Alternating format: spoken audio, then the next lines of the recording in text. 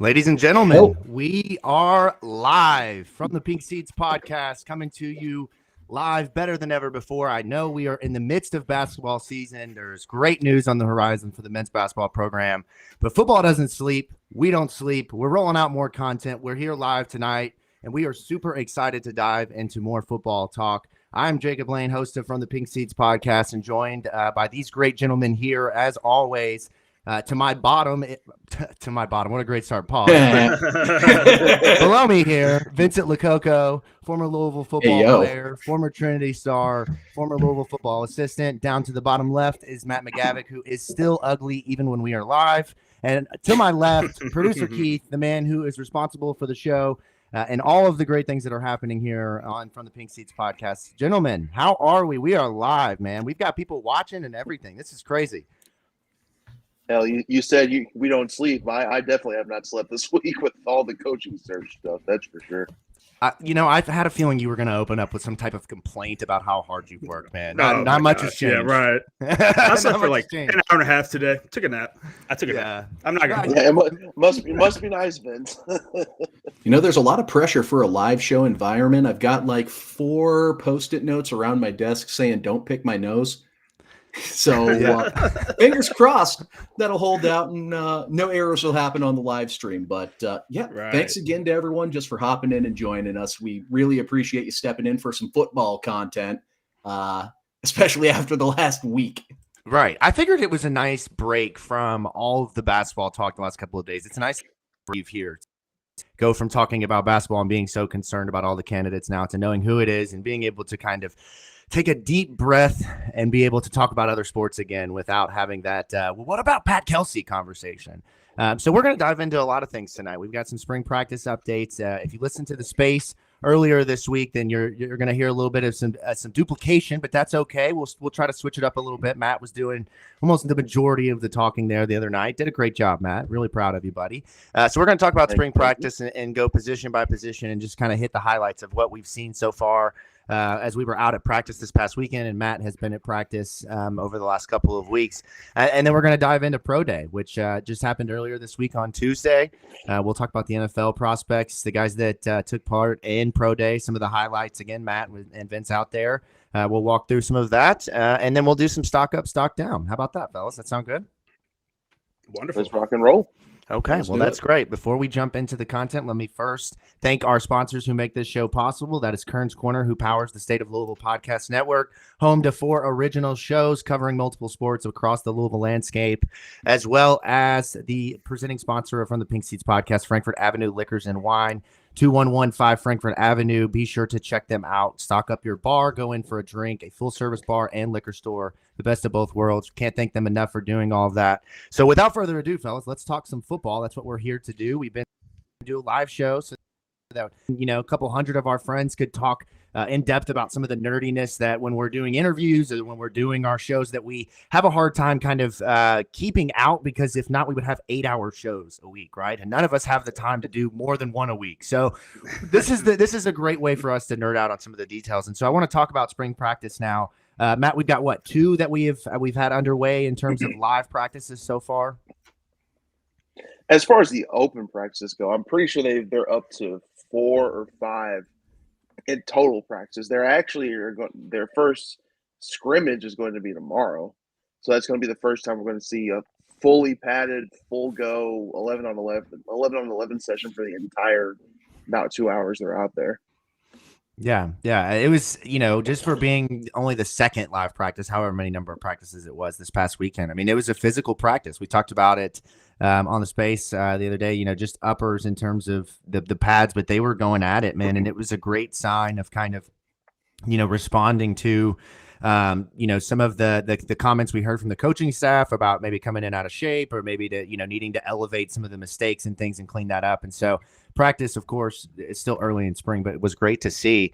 Vince, just real quick before we jump into some of the specifics, I know we've got probably some new audience that are tuning in and maybe hearing us for the first time and don't know your background, but can you walk a little bit through just the spring practice kind of routine? I know it's a little bit different under Jeff Braun, but maybe comparisons to Bobby Petrino Just curious kind of if you can kind of detail like where they're at this point in the spring and kind of what the priorities are overall. I mean, they're still installing stuff. It's all a basic install, just trying to get, your install ones into the mix and everything and make sure stuff's running smoothly. Obviously, by now, they've probably installed they've had 5 practices. So they probably have 5 installs by now. So they probably ramp stuff up and guys are probably expected to get it a lot more. What I still love in comparison to the Bobby and even the Satterfield and the Braun practices is once you hit like period 23, the old coach trick is just to cut the clock off because that's how they don't know. Nobody can ever tell how much time is left on practice. Time is just a concept. Yeah. Oh yeah. Yeah. That's great, man. Well, it was great being out there again, to kind of feel that environment of football, like that. No juice has been lost, obviously coming off of a really disappointing bowl loss against USC and a ton of new faces, but you can kind of sense the elevation and, just the next level kind of this team being right there ready to take that step. So Matt, let's talk a little bit about the position by position. And, I want to nerd out in some of the details here because that's what this show is all about, covering football year round.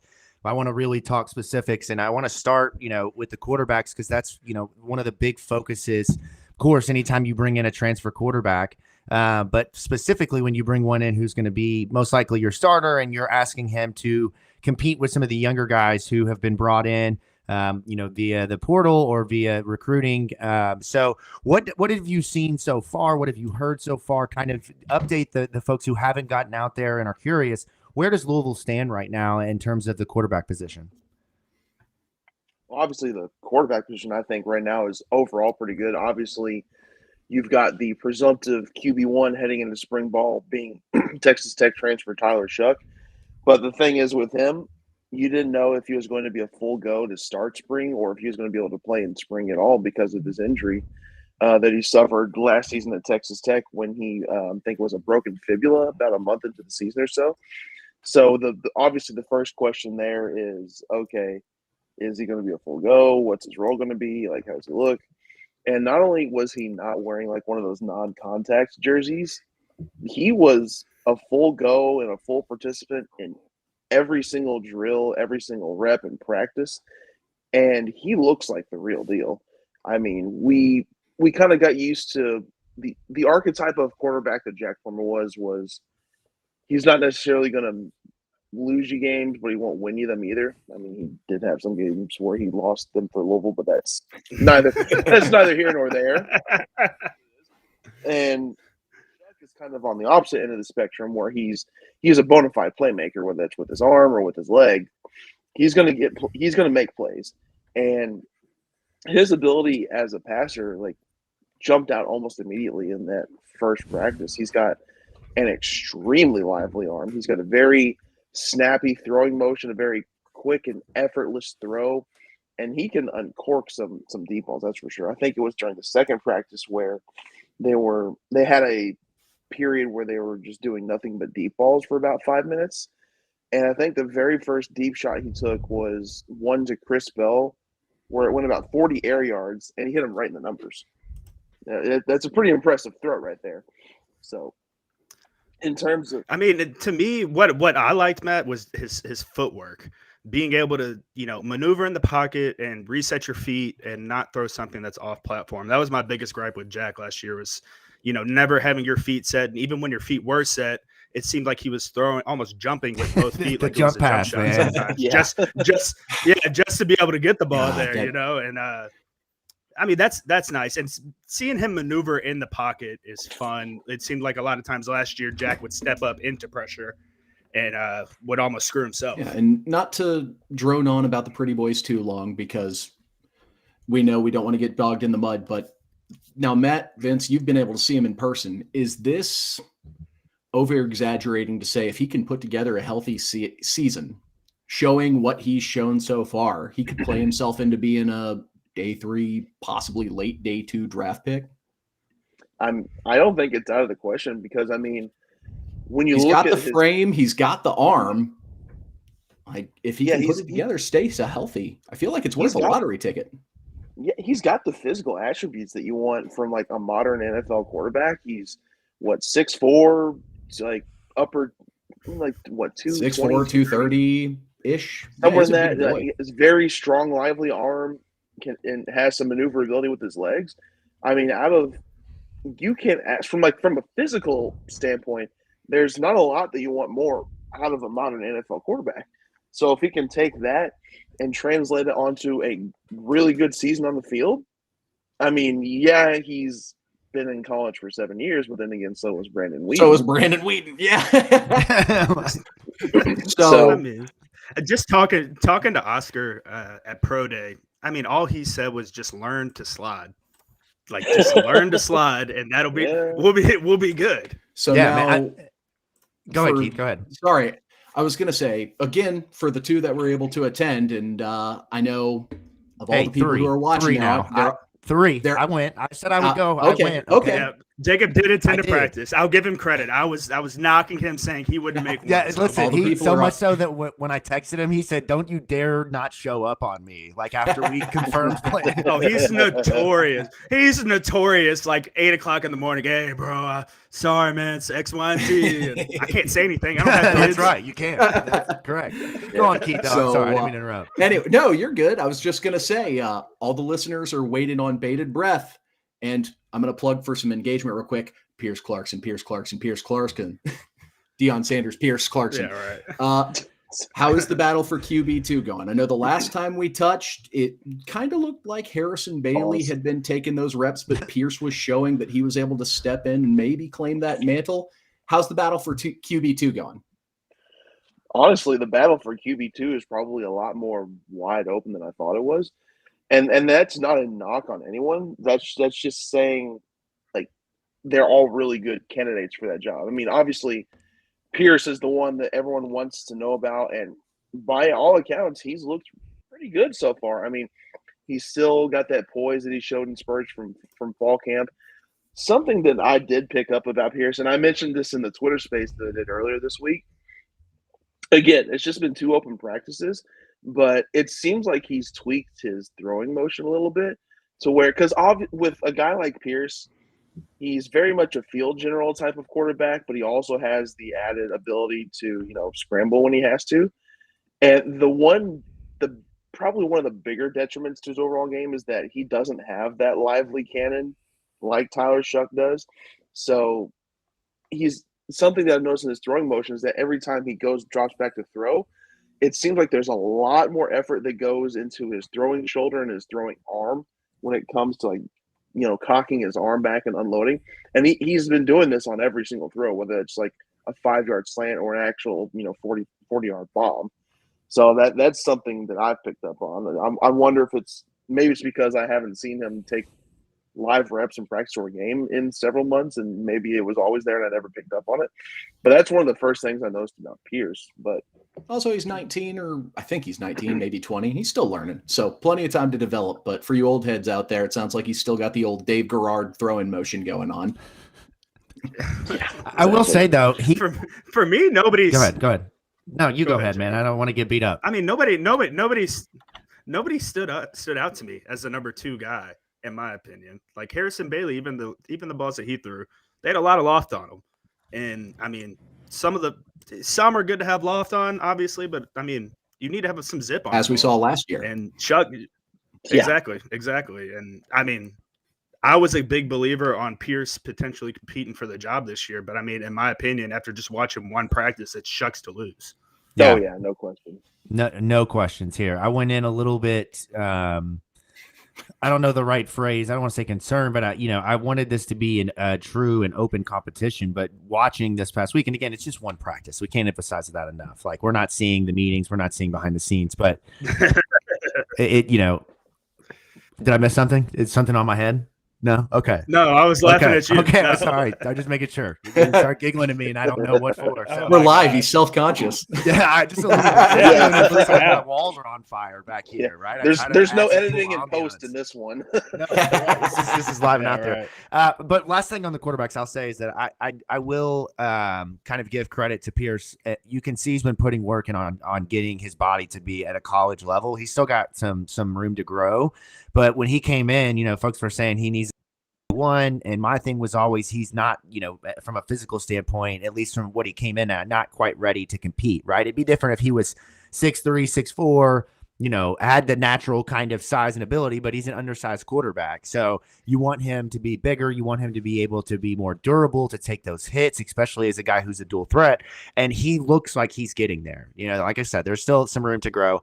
But speaking of not having any room to grow, let's talk about the running back positions here. When I say that, I mean, like, there's literally no more room in their pads. They're going to have to go and order more.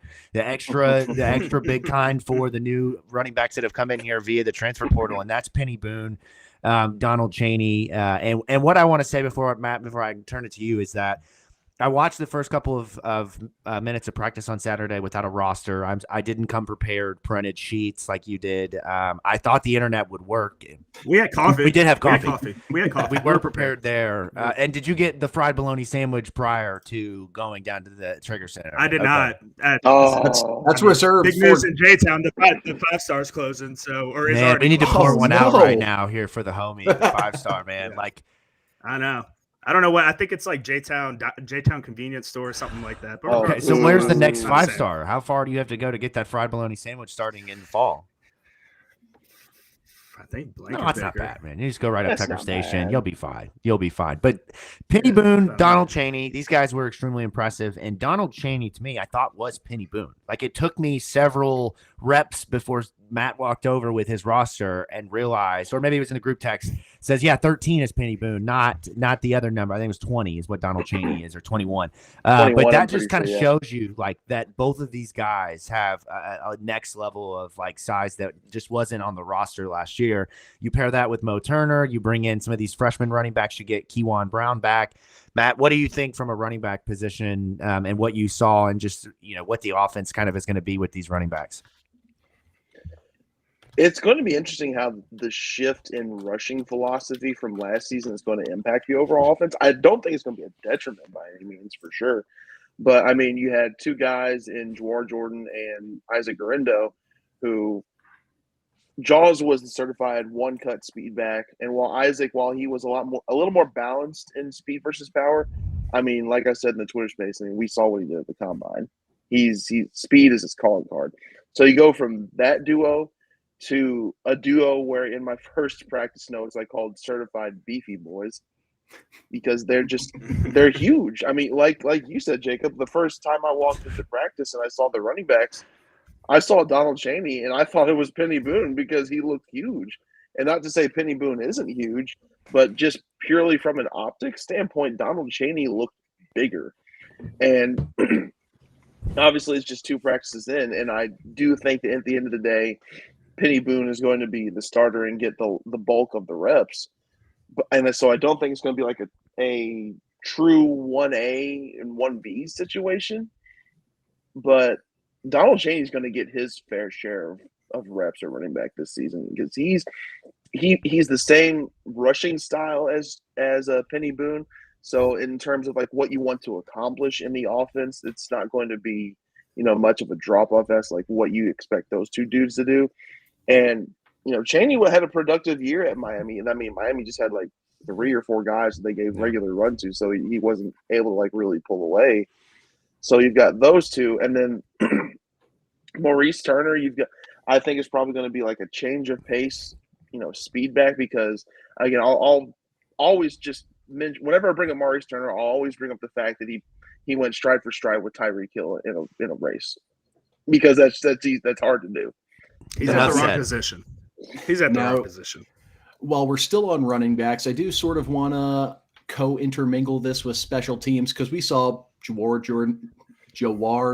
Sorry, stumbled over the tongue a little bit. I'll edit that. Edit that out, Jacob.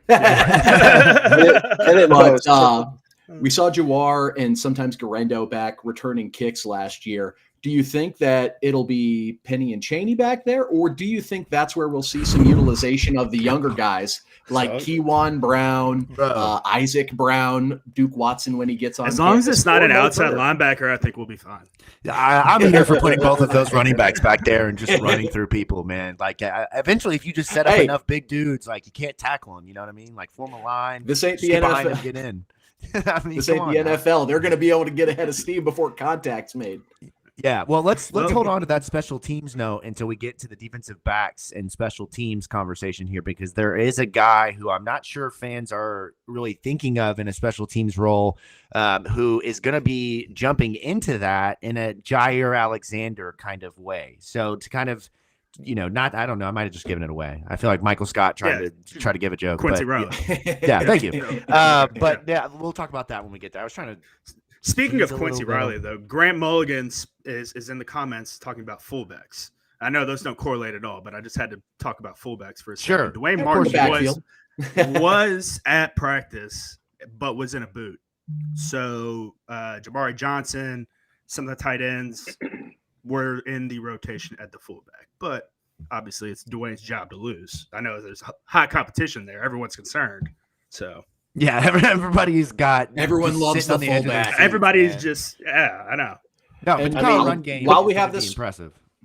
While we have this break, real quick, yes, we do see you all in the comments on Twitter and on YouTube as well. So feel free, comment throughout the course of the show. Hello, thank you all for joining, and we'll see by the end of the episode, like if we have a little extra time to fill, if you have some good questions in the comments, we may be able to pull them out and have some further conversation. So thank you all for engaging. Man. Please continue to do so. We're going to change that title to Host Keith here in a second, man. Host Keith's going to graduate again. All right, I'll see y'all later, man. You don't even need me anymore. That running back position is going to fit a lot more to that counter power style. The running back position guys we have now is going to fit a lot more to the counter run game, the power run game that Jeff likes to run. Well, and I think we'll see a lot more stuff break. They're still fast too, so we can still get away with that sort of stretch run scheme if we need to against teams that have beef in the middle.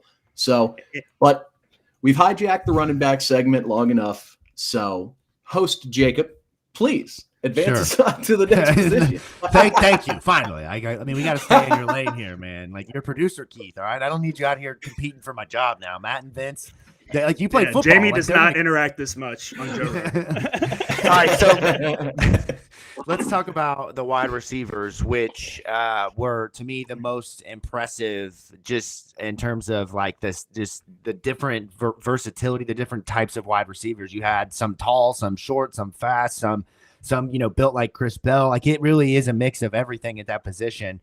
First of all, Ja'Cory Brooks looks like he came from Alabama. Like if there was a player who looked like he came from Alabama, it would be Ja'Cory Brooks. But even between him, Colin Lacey, between some of the other guys, the return of some of Louisville's weapons from last year, Matt, I thought that the group looked really, really good, really operating at a high level. And they need them to step up because it really was kind of a ghost town at wide receiver when Jamari Thrash didn't have both hands able and capable to do his job. Oh, yeah, no, it seems very much like last year it was Jamari Thrash who was the unquestioned wide receiver one.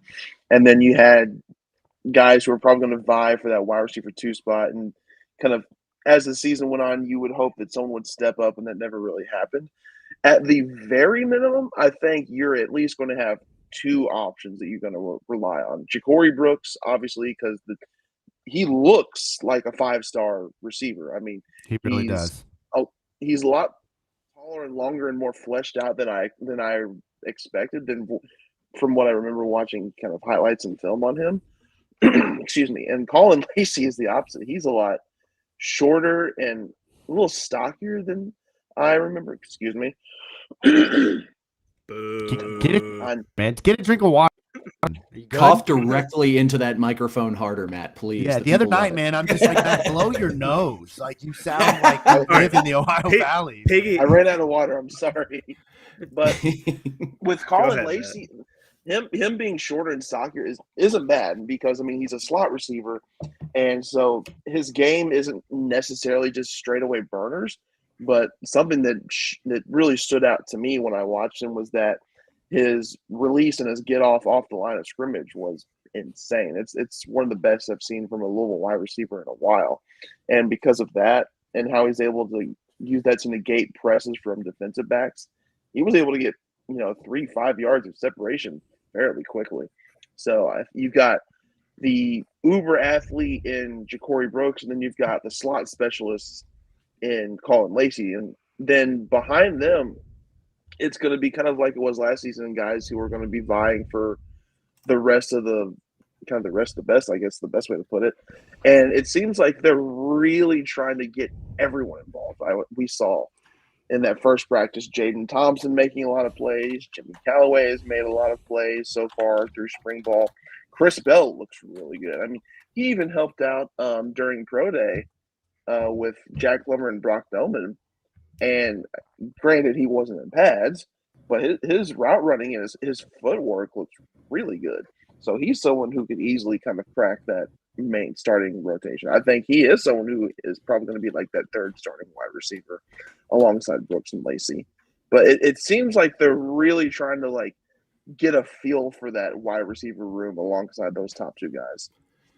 Oh, I feel like that's a good. I enjoyed Chris Bell and Brooks both at Pro Day. Like that was amazing to see them run routes out there. I mean, they honestly look better than Jamari, in my opinion. Chris Bell's just a grown ass man doing grown ass man things. Like he's so impressive to watch. He reminds me so much of Justin Marshall, but a little bit more of a work ethic from what I can see. So I mean, he's just huge. He's built like Des Bryant. Yeah, built like a Greek god, man. I envy that, right? As a guy that's 5'10" and just trying to avoid being husky. Like I wish our 225s would look very different. Yeah, right. You've got a beer 225, man. Right. He's a lean 225.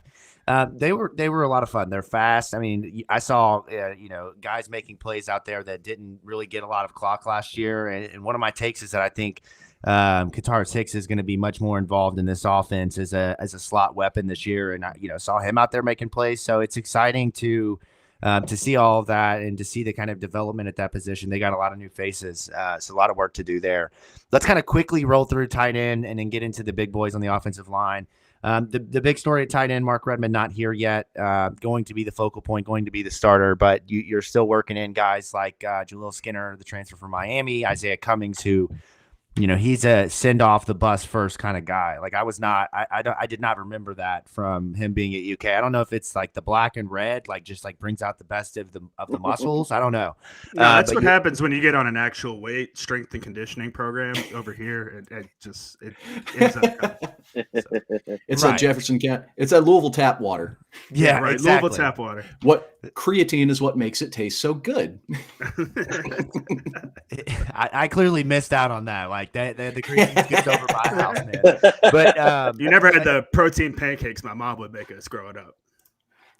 That's the problem. That's the problem. Okay, I'm here for it, man. Absolutely here for it. Can we get those now? I mean, can we sign up for a day to go over to the Lococos for breakfast? Do you really want extra protein like right now? Sure. Yeah, man. At the age we're at, I've been lifting. I'm taking care of myself. I'm trying. Like I said, I'm trying to just start. I'm trying to stave off being husky, man.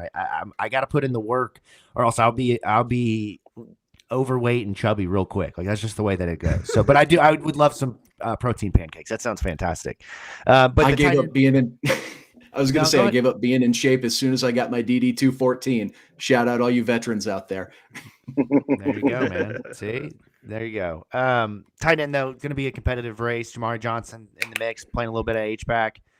So you got a bunch of weapons there, a bunch of guys who can do a variety of things. That's exciting, and they need that desperately. Like one of the things that we've talked about for those who didn't watch the show or listen to the show a lot during the season, or you're just tuning in or just don't remember, the tight end position was a major focal point for Jeff Brom at Purdue, and at Louisville last season, they just weren't able to get anyone consistently to step into that. Now they did get flashes from Kariski and Gatewood, but no one consistently was a go-to weapon.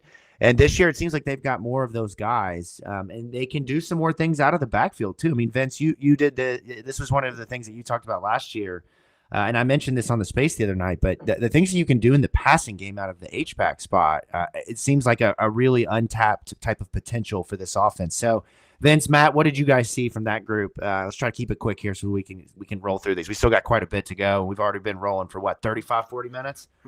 Yeah, it was good to see Jamari Johnson get a better grasp of the playbook. That was my obviously big gripe for him in that bowl game, was just costing us yardage, costing us clear points and stuff off of mistakes that are preventable, being that the playbook. And I'm not going to knock a kid who's a freshman trying to learn that offense. I mean, it's hard. That's a hard offense to learn. I've been in Bobby Petrino's offense at that age, and it was not fun going out there. So I can imagine the nerves and everything kind of getting to him, but it's nice to see him starting to come along.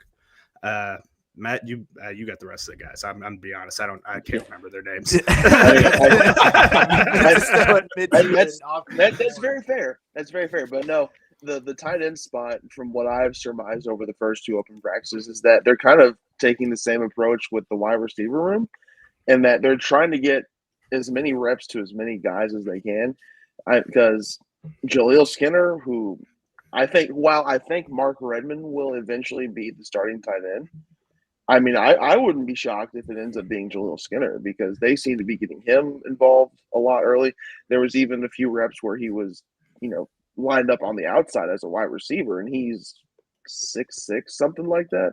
I mean, the dude is tall. And then Jamari Johnson seems like he's taken a significant step forward. Nate Kariski, he's a returning guy who ended the 2023 season strong. He's gotten involved. Isaiah Cummings has gotten involved. And I really and truly do think that the tight end spot is wide open. And it's wide open in the sense that, not in the sense how last year, like, oh, we're not sure who's going to step up. It's wide open in the sense of, oh, there's a lot of guys who are very capable of stepping up, but who's going to step up the most? Yeah. I mean, look, you need somebody there to have a 300 to 500 yard season and, 5, 6, 7 touchdowns. I mean, that's what they've gotten out of guys at Purdue over the last several years, and Bryson Hopkins and Payne Durham. Like, they need that. And that is only going to help Tyler Shuck in the long run. Like, I know it sounds silly, but think about what a consistent tight end would have done for Jack Plummer. I say that. I think it would have helped. Can't be too sure. Baby needs his bottle. Like, yes, you gotta have it. Correct. Tight end's role is bottle.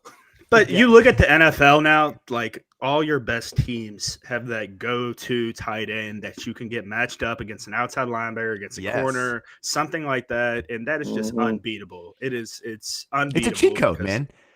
The corner's taught to not give any ground right there, because you're expecting a corner to be faster than your tight end, right? So you assume he can run with him.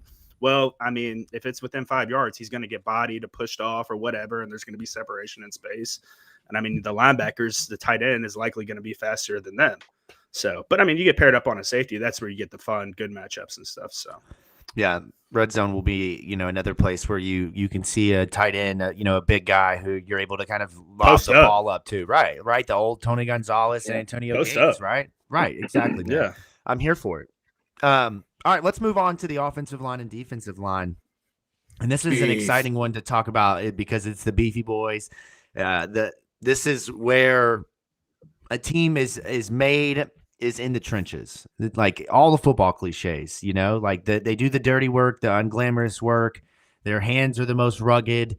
They're the most bloody. Starts from the inside out. That's right. All the football cliches. You would have the most foo-foo offensive lineman, though, Jacob, because they do backflips and like all the cutesy stuff and everything. Like, you'd have all the good-looking offensive linemen.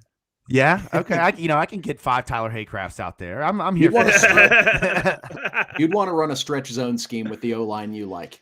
Yes, I need with a Tyler Haycraft whose hair is like Fabio running in the wind on the way to get outside to set that I edge. want one bar down the middle, one bar going across, snot bubbles out the mouth. Yeah, a little neck roll, right? Like Richie Incognito seems like your kind of offensive guard, like just that, he was. I never claimed he was a bully. I mean, off the field issues he had, he's really friggin' good. And if I'm looking for an O guard, take the off the field stuff somewhere else, but that's like the prototype guard I want to have. I want that nasty attitude. I want you to be able to shove a guy down if he's behind the play and you're on top of him, sneak some licks in a fumble pile. Offensive linemen should not be nice. Yeah. Should not be nice.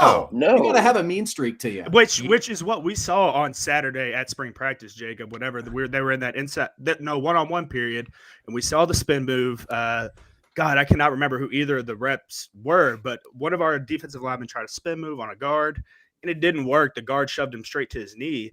Well, the defensive lineman just stayed there on his knee. Nobody heard a whistle.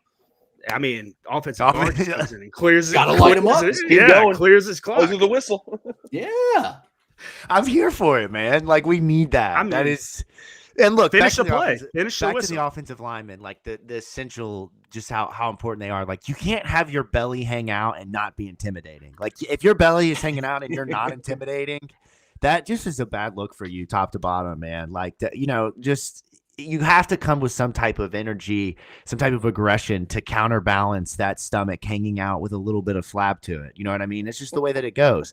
And this offensive line, they are deep, man. I mean, you can literally probably go right now a full 5 in, 5 out, and maybe not feel comfortable with the backup 5 starting, but at least feeling comfortable with them being solid depth and giving you the opportunity on the offensive side to rotate guys in and get comfortable. I really like the addition of Jonathan Mendoza and Monroe Mills. It's going to be great for Tyler Shuck to have that familiarity at the left tackle spot.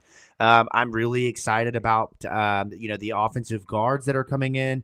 Vic Cutler, some of the guys that, maybe we haven't talked about a ton this offseason, but they're going to provide depth and really that experience that you need.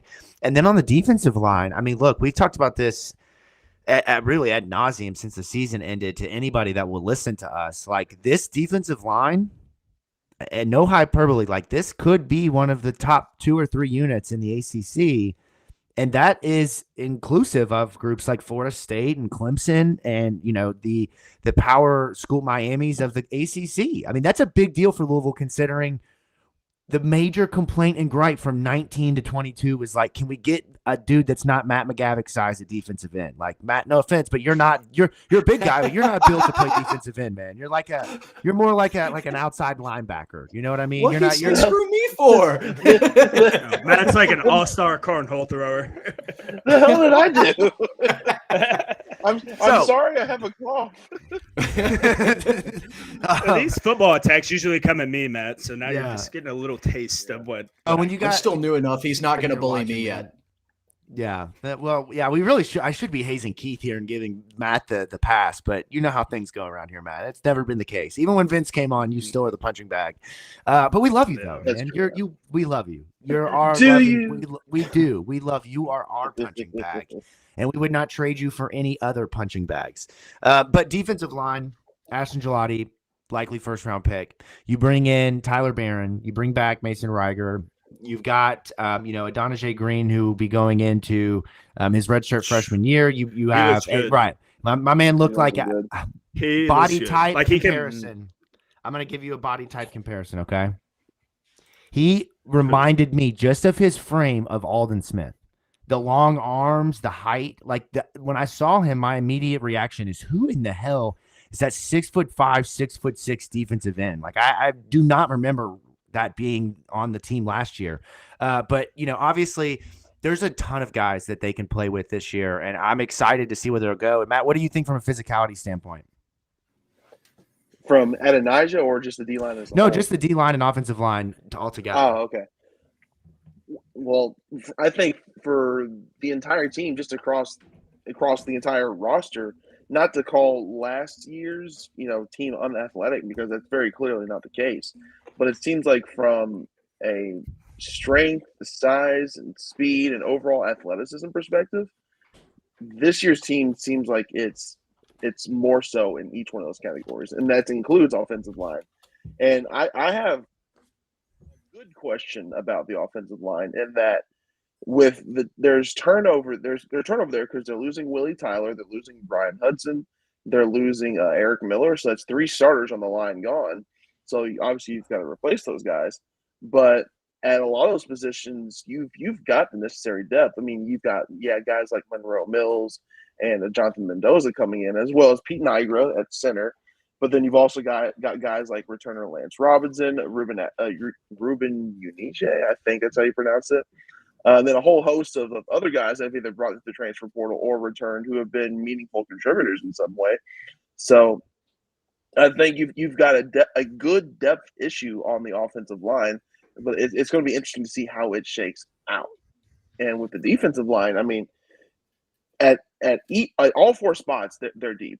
Their 2 deep is really good. They're at their third team is a little, there's a lot of relatively unproven guys, especially kind of at the defensive end spot, but especially in the middle. The middle of the D line is going to be really good because you've got a guy like Thor Griffin and Jordan Garrad from FIU, who I think is flying way under the radar because of all the love that Thor Griffin is getting. Because he's going to get so much play against teams that run zone schemes because he just was a nightmare against every matchup. He's so underrated. Yeah, centers and guards are going to be in hell next year playing against us. They're not going to have a fun time. Yeah, so you've got Thor and Jordan, obviously two really good portal pickups. But then you bring back Des Tell, you bring back Jared Dawson, you bring back I'm just absolutely blanking up. Jermaine Lole, yep. And then you've got a couple other guys. Ramon Purrier, did you mention him? Thomas. Ramon Purrier, I think I'm purely speculating here, but I think he might make the transition back to defensive end because, like, I was watching him in some, like, position drills, and his first step and his initial burst has gotten so much better. And because, like, the defensive end isn't as deep as defensive tackle and nose tackle is, I wouldn't be shocked if they did bounce him back out to the edge. And I think that might benefit both him and Louisville. And, like, on the defensive end, obviously you've got Ashton Gelati, All-American. Nothing else needs to be said there. And then you bring in Tyler Barron, who is a not perennial, but like a consistent starter at Tennessee. Mason Reiger, this basically the quote-unquote sixth man of the D-line for the last 2-3 seasons. He's coming back. Like I said, the DN spots aren't as deep as the D tackle spots, but across the board, the 2 deep is going to be phenomenal. I mean, you can also be creative with that stuff too. Like, I am begging Mark Hagan to get in his bag and shuffle around that D line. There were some NFL looks last year where you'd have guys like Micah Parsons lining up as a zero tech over the center. Like, you can get creative like that, especially if we can establish some third and longs where we can just dial up nut stuff for pressure. It's going to be fun. Yeah, that Cub look that they brought out where it's the linebacker over top of the center with the 0, 2 3s, and 2 5s. Like, that's something to where it's going to be incredibly difficult for any center to gauge where to go and where the pressure is going to be coming. And my biggest thing is it's going to be hard for us to replace our center position. Brian Hudson, Cole Bentley, Robbie was pretty good. Tobias was pretty good. I mean, you can keep going back. We've had consistently good centers, and that's never really been an issue for us. And it's always going to be the quarterback of the offensive line making all the checks and stuff. So that's going to be just such a huge position to get right now so that whenever we go into fall camp, we're not skipping any beats. I am curious about that because I know I had mentioned it when we were on the Spaces the other night. I was curious about there possibly being a position battle with Pete Nigra and Austin Collins, who got some interior O-line reps last year. And I believe he has center experience as well from, I believe it's true freshman year. Yeah. So the Wake Forest game, man. Yeah. When they finally decided to run the ball up the middle for the first time all year with 3 linemen. Well, this makes sense, Satterfield. Right. We have a couple of guys, both with multiple years of eligibility left, who were battling in theory for that center spot, and who knows what happens behind the scenes. We heard with the Brian Hudson story, the only reason he became a center was because their starter was injured at, I believe, Virginia Tech, and they're like, hey, who can snap a ball? Who can snap a ball? Yeah, right. Man, yeah. Ball, yep. I love this group. They've got size. I mean, they've got versatility. They've got depth. They've got everything that they kind of need there. And there's young guys that are still developing. You know, there's a ton of guys like a Madden Sanker that we haven't even mentioned, who I saw absolutely destroy a lineman on a play. Like, and he also is a guy we talked about. Pierce earlier. Madden looks like a guy who's finally stepping into having like a collegiate football body. Like that's the kind of stuff that cut the baby fat. Yeah, that's cut right. The baby that's fat right. Right. When we go out for L&M meets, man, we're gonna have to get him on the light menu so that we don't, we can't be in the group fattening him up, man. We don't want to be a part of that anymore. But no, it's great to see the offensive line, defensive line play with that physicality. Let's run through the linebacking core real quick. This is a group I saw the least of during the open practice, but obviously Matt and I were the co-chairman of the TJ Quinn bandwagon last year. Matt tries to say that he beat me to it, but I want it on the record that I said it after the bowl game like 2 years ago. I went back and I proved it, Matt. We can go back into the archives of the text messages. But anyways, we did it together. Okay, produce the receipts, brother. I have in the past. I don't need to go back and do that once. I've already proved you wrong once. But look, man, they played. Plus, you are always wrong. That's correct. That's correct. You know, my favorite thing, I think I've said it on the show, is when Matt jumps in, he thinks he's right, and then ultimately he's wrong. I don't know what it is about it, but it just hey, that doesn't happen very often. You just like being right. Yeah, I like being right. What do you mean? No, my wife does the same thing. Yeah, right. Exactly. Who doesn't? But the linebacking core with TJ Quinn, Jalen Alderman, obviously played well. Stanquan Clark played well in flashes. Didn't really see a ton of them throughout the year, really more on special teams. But they are a group with promise, and really they just need to stay at where they were last year or take a step forward. You cannot afford any regression there. What do you guys think about that position group and what you saw at practice? I mean, so far it doesn't look like it's a group who's, prone or privy to take a step back. TJ Quinn, he obviously looked really good. Jalen Alderman's looked good. Now, granted, again, 2 practices in, so we don't, and there's been 5 practices total, so we don't know. So we know everything. National championship. What? How many games you got to win now to be the national champion? It was 14. Now it's going to be 16. Well, Greg Sankey didn't get his way, so if we ran the table, we could get a first round bye. Yes. So, okay. So something like a but let's not get too big for our britches to start. No. We already know that based off of the first 5 practices. We're on a collision course for the national championship. That's right. Spring practice. Go ahead, Matt. Yeah. No, I mean, compared to this time last year, you're definitely a lot more optimistic about the linebacker room as a whole, because I mean, you went into the 2023 season thinking, okay, the defense has some dudes on the D line, has some dudes in the secondary, but the linebacking core, you're thinking, okay, there's potential there, but we haven't seen it all come together yet. Well, fast forward to now, we've seen it come together. I mean, TJ Quinn was their leading tackler. Jalen Alderman had a huge bounce back year. Stanquan Clark, like you said, came through in spurts. I mean, and so far through spring ball, Juriente Davis, the Texas A&M transfer, he's impressed so far. That was a kind of a surprising one. I wasn't sure what to make out of him. I'm glad he's panning out pretty well. Oh, absolutely. And one thing I am going to be very interested to follow throughout the rest of spring ball, especially after Ron English's answer to my question, is TJ Capers going to get his act together? Because I thought, former 5-star, skipped his senior year in high school to join Louisville early and to rehab and get going. I would think, okay, he's working towards carving out some sort of a meaningful role. So I asked Ron English about it. Hey, what's that looking like? And then he's like, oh yeah, he's essentially all but said that, yeah, we're super disappointed in him. And I'm thinking, oh. So I am definitely going to keep an eye on Capers throughout the rest of spring ball, because, if he looks like he's either loafing or not executing or not doing something right, I mean, Louisville is 5 scholarships over the limit right now.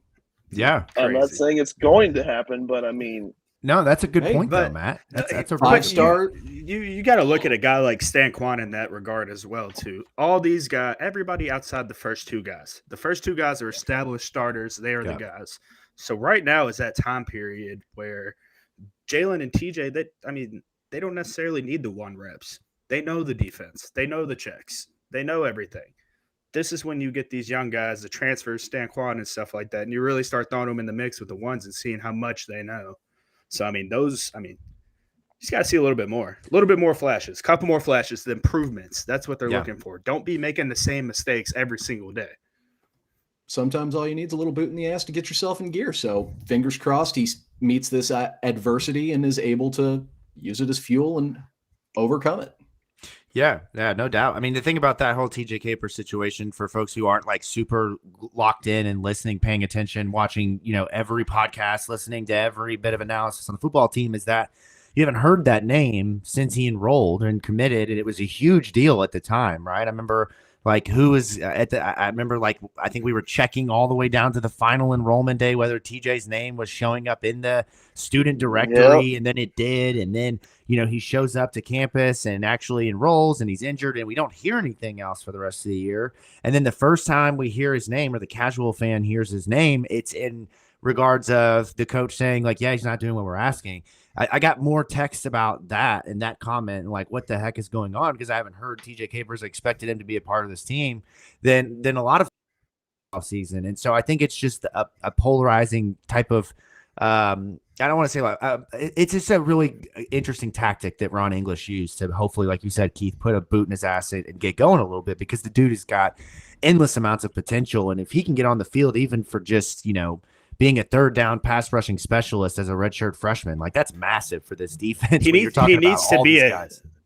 He needs to be a guy that whenever they're in the defensive staff meeting, like right now, fall camp coming around, like how do we get TJ Capers on the field? Our defense, our ones are established and everything, but we need to put a package, something together to get this kid on the field, because he helps us win ball games. Yeah, no doubt. But the thing is, though, Vince, is you can't sacrifice. You got like TJ Capers has to rise to the level of being ready for that and showing that he's able to do that before that you can trust him to be able to do that. And with a team like this, man, like Ashton, pull him to the side, like take him with you, like show him the rope, show him the work that you're putting in.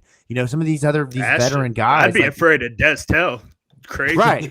I mean, any of them, man. But I'm just saying, like, one of these veterans, I'm hoping that they're taking them under their wing and just showing them how to put the work in and how to be a college football player. Because, I mean, again, look, the kid's 17 years old. When I was 17 years old, there's no shot I was going to be ready to go in and act like a professional at anything other than just hanging out with my friends. Like, there's a difference between you and a 5-star athlete. You expect that 5-star athlete to get it.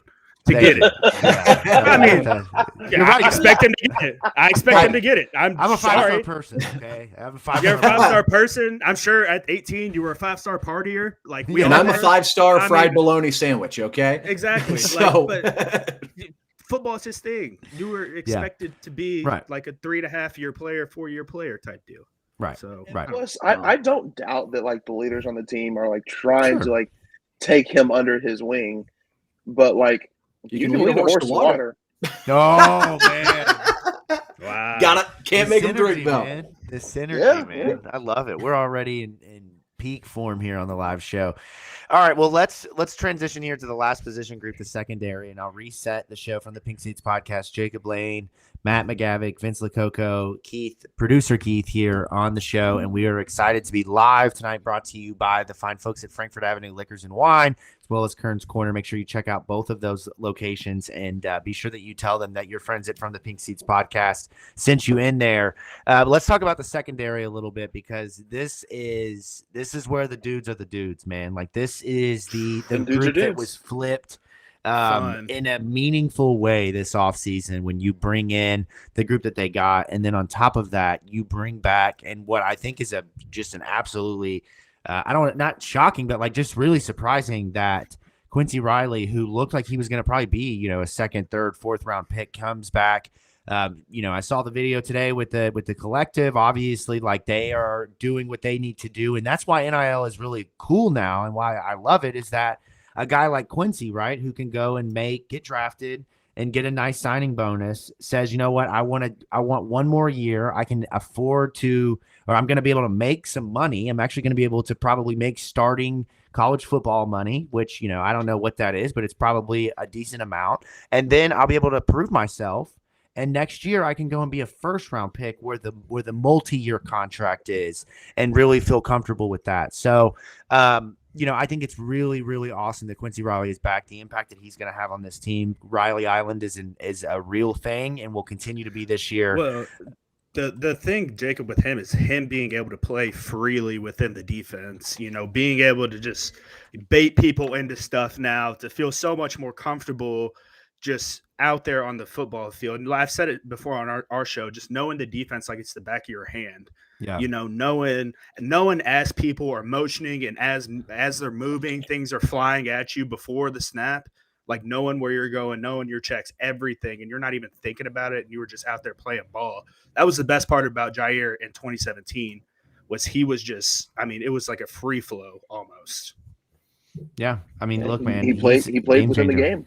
Yeah, I mean, it's a corners are like a free flow state. They're like, I mean, just everything's smooth. Kind of go, if they're good enough, you got to let them do their own thing. And Facts. And he is good enough. Yes, very much so. Yeah, how he only got an honorable mention All ACC nod last year was atrocious. Yeah, it's just as bad as Yaya Diaby the year before. I mean, it's insane. I mean, look, man, it's you've got to win the Heisman to win an ACC award if you're at Louisville. I mean, I don't know what else you got to do. But look, the rest of that. I'm pretty sure he was still second team that year too, because Deshaun Watson was the first team, wasn't he? Yeah.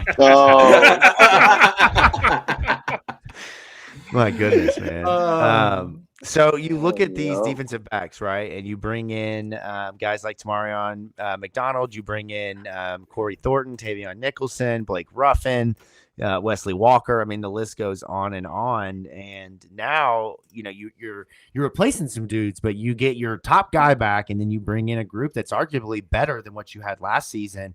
And then the safety position, ultimately, the biggest addition to the roster this season, maybe altogether, is MJ Griffin. I mean, I know he was on the roster last year, but you're talking about a guy who in 2022, once he became the starter full-time, completely changed the trajectory of that defense, what he brought, the physical nature, the ability to play and pass and run, and he's going to be back this year. You pair him with oh my goodness, Devin Neal I was losing the name there for a second. Then you have Tamarion McDonald, you have Blake Ruffin and Wesley Walker. I mean, it's crazy what you can do back there.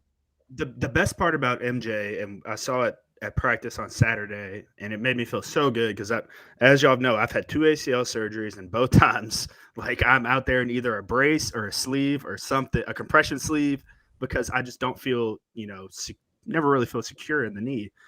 MJ has none of that. He is out there with nothing. I mean, he had tights on, but that's what I immediately looked for was what is on his knee. What is on his knee? Remember when we were at Pro Day and we're all watching these guys like try and put together their peak physical performance, and MJ's right next to us eating a burger. Yeah, just housing a burger. It's like that's a kid man that can do both, man. Well, the angle that they were doing it was hilarious because the running backs were running directly at myself and Matt, and MJ was to our right. So it looked like Isaac and Jaws were like running as fast as they could to a cheeseburger. Yeah, man. Yeah. Well, and look, I think that with Corey Thornton and with Tavion Nicholson, I mean, he was another guy who was likely going to be an NFL type of corner this year.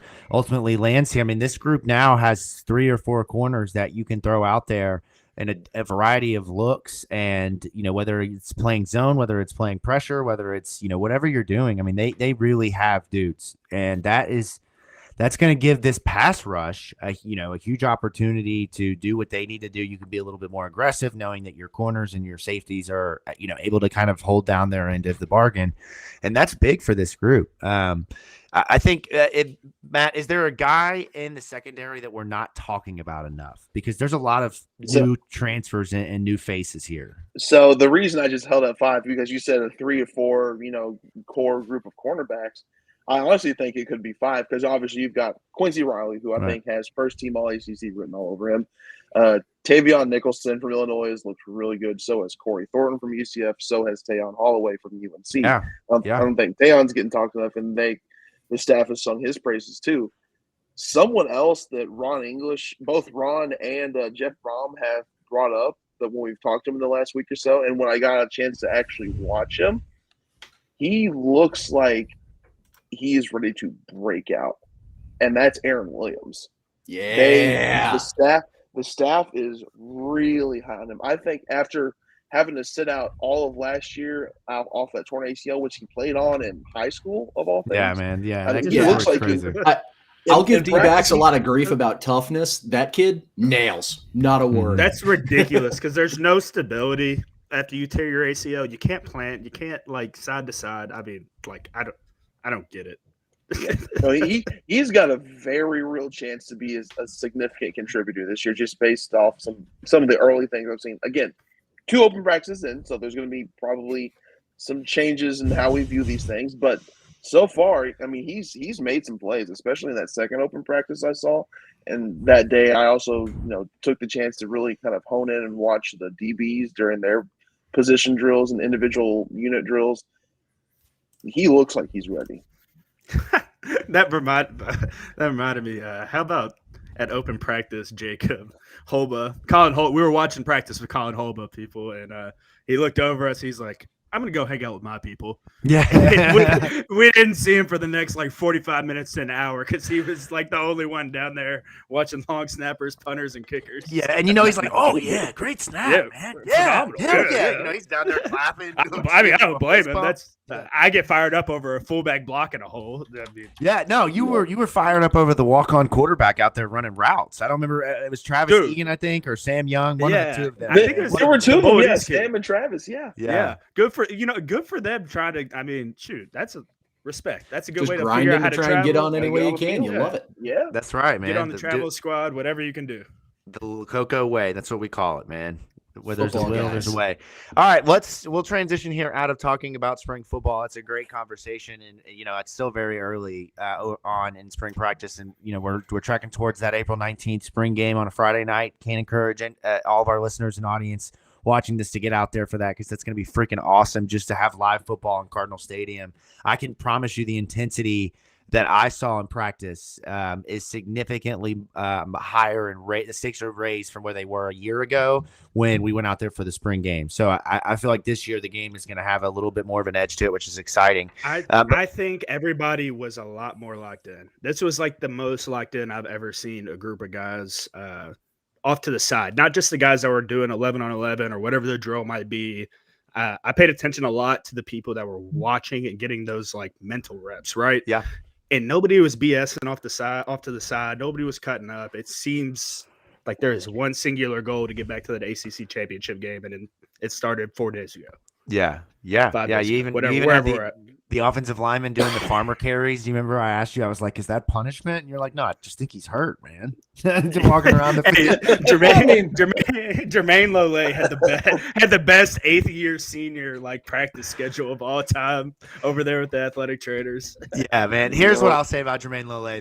The philosophy this year is just get this man to Saturday. Just get him to Saturday. Well, the problem is it was Saturday. So he's like, what's going on? Is it my day off? True, yeah. Oh, man. Well, but let's talk about Pro Day, because I'm really excited to hear what you all saw out there. But first, before I do that, if you're tuning in, thank you so much for doing so from the Pink Seats Live. Jacob Lane, Matt McGavick, Vince Lococo, you can, and of course, producer Keith, who is absolutely killing it, man. How did we even do this show before him? It's a lot like when Vince came on. I don't remember a time where Matt and I could figure out a way to entertain people for 30 minutes to an hour. Now we can with Vince, but Keith keeps the show afloat. He's texting me what to do. I'm like, I need this in my life, man. Little did y'all know that, whenever you invited me to come on, that I was just going to spew out some BS, the prediction that I had of Louisville versus Ole Miss. Man, yeah, that Matt and I are texting man, do we kick him off the show now, or do we wait and see what happens? But no, if you would have saw my notes for that game, you would have thought we were going to win. Yeah. Those and the other 13 that you picked Louisville to win that year. Yeah, right. Exactly. I don't think you've picked a game where Louisville's lost yet since you've been on the show, man. I mean, I'm here for it, but no, I think I picked 2. All right, so if you're just tuning in, be sure to follow us at Pink Seeds Pod on Twitter, at The State of Lou, at UofL Report, at Matt_McGavick, at Vincent Lococo, at Top. How do I say it? Top. Thank Top you. Shelf. Top Shelf. I almost said Top Shelf. Top Shelf 55. And of course, subscribe to the YouTube channel at The State of Lou on YouTube. Shows 4 different shows each week. You can find all of those there. There's been 18 basketball podcasts over the last couple of days. I'm every day it's the story changes every 5 It's minutes. there's news going on or something over there. Yeah, right. Yeah, it's a football podcast, I don't know. Though. We don't need to talk about that. No, but I will say I cannot wait until Pat Kelsey's at a game and he will be at a game drinking beer with his shirt off in one of the suites. I'm here for it, man. He's got football dude energy. What if he shows up to the scrimmage tomorrow bro. Oh, Yeah. I electric. wouldn't be shocked, man. And then people would be like, "Why are you not recruiting right now?" Yeah, You exactly have right. 3 Yeah. players. That's true. That is very true. Pro day. All Go right, to Pro pro day. Day. We'll run through this and we will let Bro. our watchers or our viewers go back to their lives here and get back to the NCAA tournament. But let's talk about the Pro Day. Stock up, stock down. You had several participants in Pro Day this year, with several guys likely on the verge of being drafted. The obvious kind of thing in heading into this, the big storylines were the performance of Isaac Garendo during the NFL Combine, in which he had the fastest 40 time of any running back and was really one of the big Uh-oh. Think we lost him for a Oh, second. Well, Oh, Good. okay, so you cut out for a second, but I think the Okay. gist of it was My back. Isaac Garendo at the Combine flashed freak athletic ability, athleticism, and really flew up that draft board.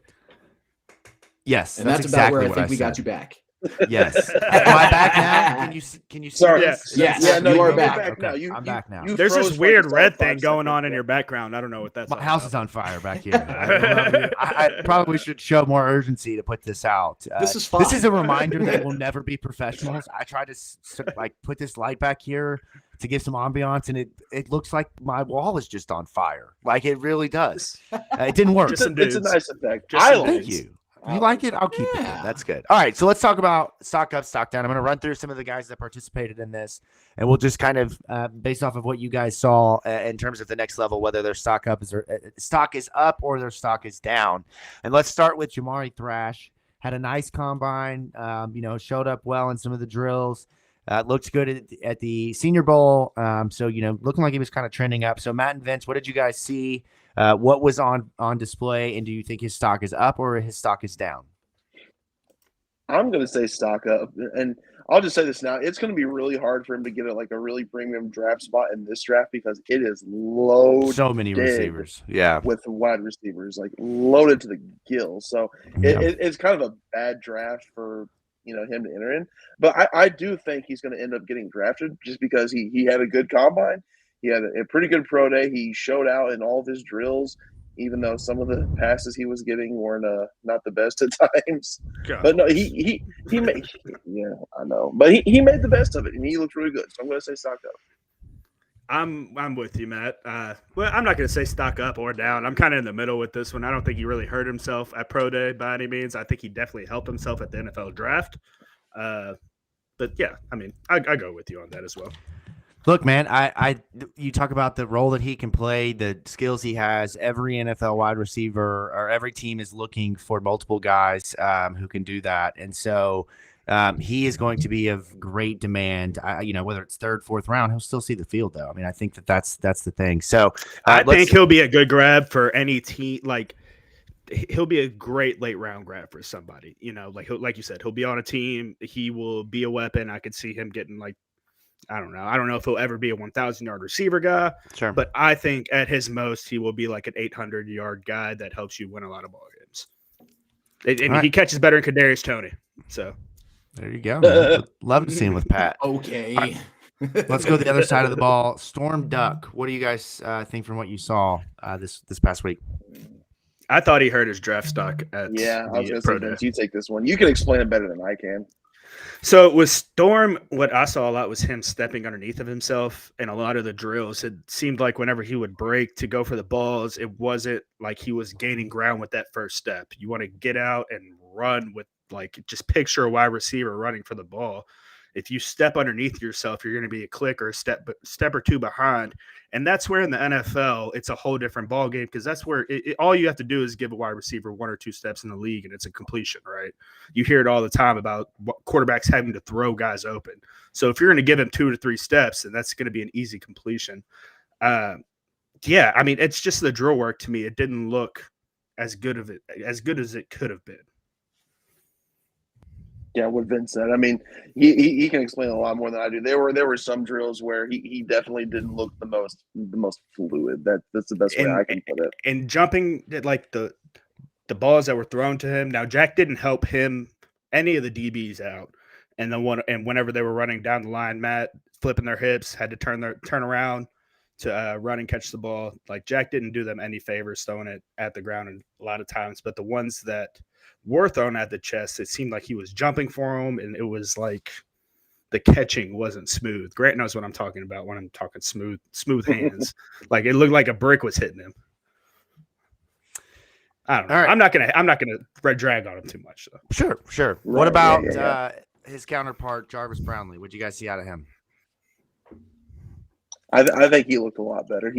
He seemed like his cuts were a lot more shifty. It seemed with Storm, it seemed like his cuts weren't as sudden and weren't as decisive. Jarvis, it seemed like they were a lot more purposeful. It seemed like whenever he made a break on the ball, it was a lot more sudden and poised and determined. What's that face, Vince? It seems like I don't know. We're all just laughing at the mouth breather into the microphone. Yeah, here. We've been trying to figure out. Yeah. Vince is over here like sucker. It's the guy that shattered his nose and breathes heavy.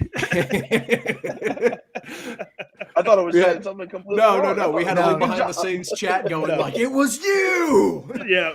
I'm with you though, man. Jarvis, I think it was me.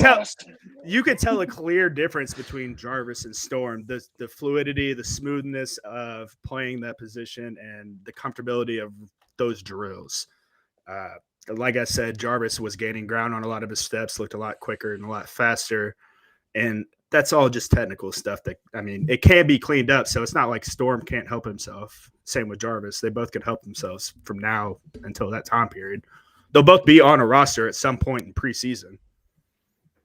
Oh, yeah, for sure. Yeah. All right. What about the man of the hour? The guy that comes in with the most to gain, probably the most to lose, too, and Isaac Guerrero. Probably was a 6th, 7th round running back before the combine, then blows up, and is looking maybe like a 4th, 5th, 3rd rounder somewhere in there. How did he do here? Did he hold on his 40? I'm assuming he probably decided not to try to improve upon that. Yeah, no. Him, Jamari, and Jawar didn't run the 40, and why would you? yeah, exactly right. I think he helped his draft stock. The only reason I'm not going to say stock up is because his stock was already up. I mean, he just helped maintain his stock. He looked agile. He looked good. He ran. Whether it was like those pure running agility drills, whether it was catching at balls out of the backfield from Jack or Brock. I mean, he looks, and it's crazy to say this, because of how good Jawar Jordan is as a back, but I think Isaac is by far the more NFL ready running back. Yeah. I think he's going to be on my fantasy team next year, like for sure. I think we're already planning for that. I don't know what round yet. I'll draft him in the dynasty league.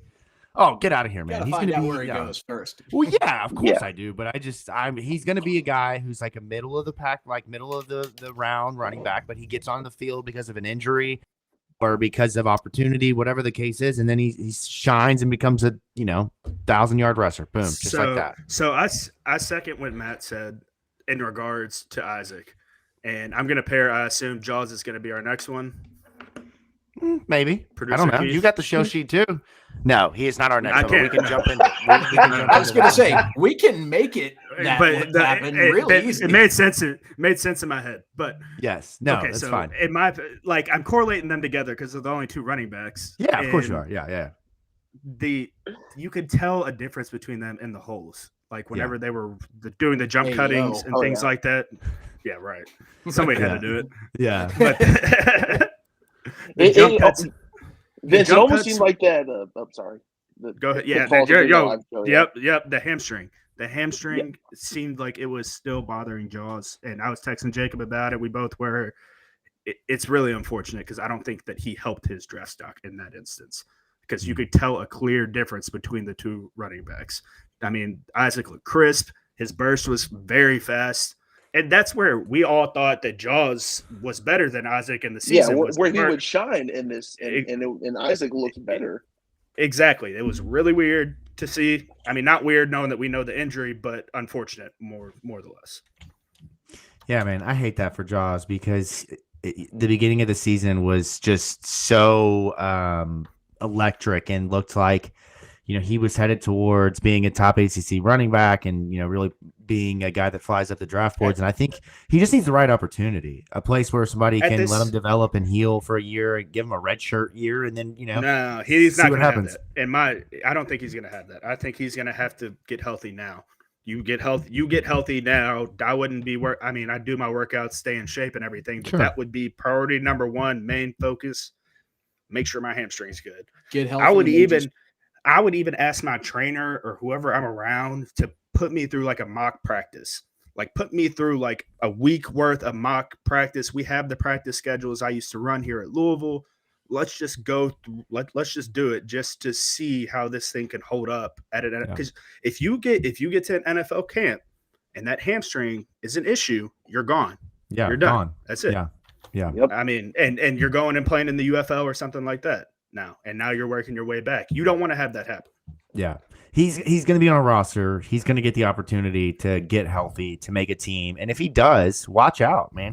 Running backs, they all have the unconventional routes. I mean, not everyone, I shouldn't say all of them, but there's some that are first rounders. There's some that are seventh rounders. There's some that are undrafted. Like it's the NFL. It doesn't matter. It's a will find. That's why they don't pay running backs. That's right. Why because don't pay running backs. Because to the NFL, you can find them anywhere. You can find them everywhere. Yeah, that's right.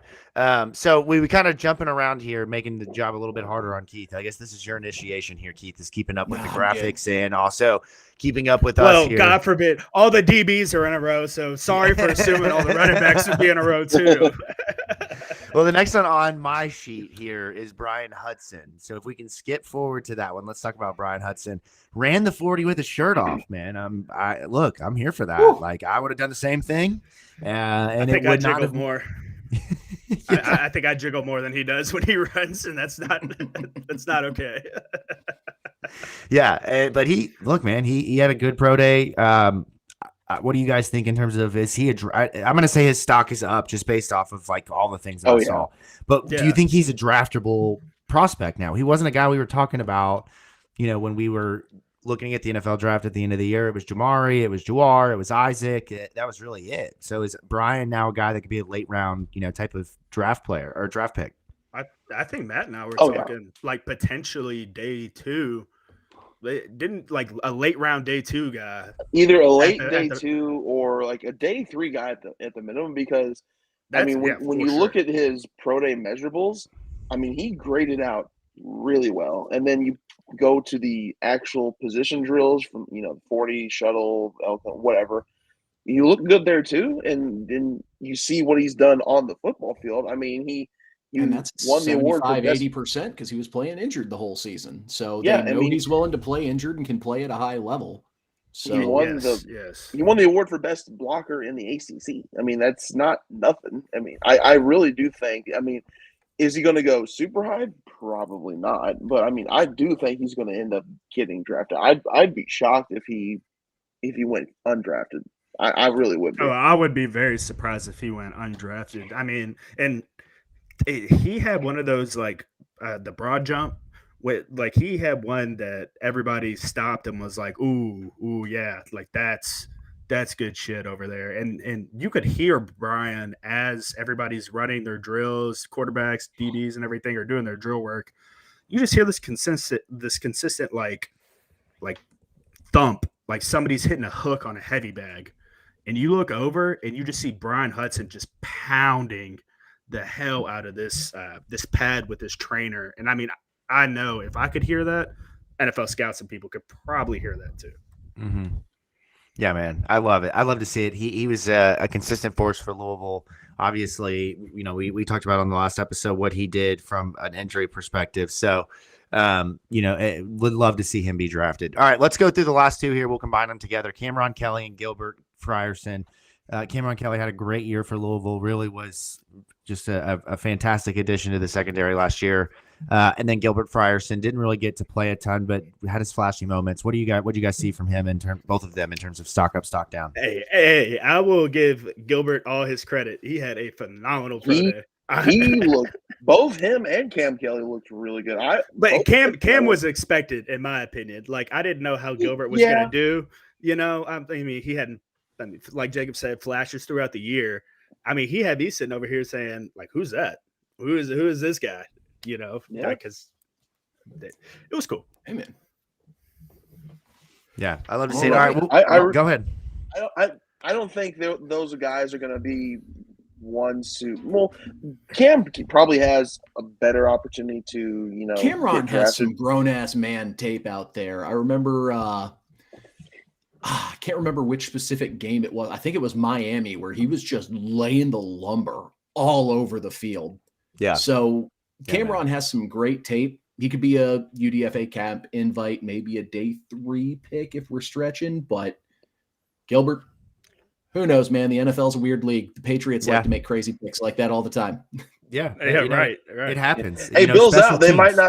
might not make weird. Oh no, it's just like you can't count on the Patriots to draft the weird Caucasian lacrosse player. Like you could always count on Al Davis drafting the fastest guy in the draft back in the day when the Raiders were in Oakland. That's right. That's right, man. Yeah, exactly right. So it's going to be really interesting to see what happens over the next couple of weeks. There's spring practice and NFL draft prep. But here's what we'll do. We're going to get out of here right now. It looks like Pat Kelsey is in the Twitter space world, something that is definitely a major 180 from what Louisville basketball had last year. So we won't act naive and act like we're bigger than that. So we will get out of here on that. Noted football guy, Pat Kelsey. That's right. Noted football guy, Pat Kelsey. I think he would tell you if he was a little bit taller, he would have played football. He's got the football energy for sure. So that will do it for us from the Pink Seats podcast. Jacob Lane, Vince Lococo, Matt McGavick, producer Keith, host Keith. Thank you so much, everyone who dropped in here. At one point, we had almost 1,300 people. That is incredible. Thank you. We cannot thank you enough. We hope that if you just jumped in for the first time, that you will subscribe to the podcast. We still do the audio thing, the 2015, audio podcast. You can check us each week. Anywhere you get your podcast from. The show is available via YouTube as well, full video. And stay tuned, man. We got some good stuff coming this off season. We are just getting started. More live shows to come with more faces from our group. So with that said, fellas, let's get out of here. Again, thank you all so much. And until next time, go Cards. Go Cards.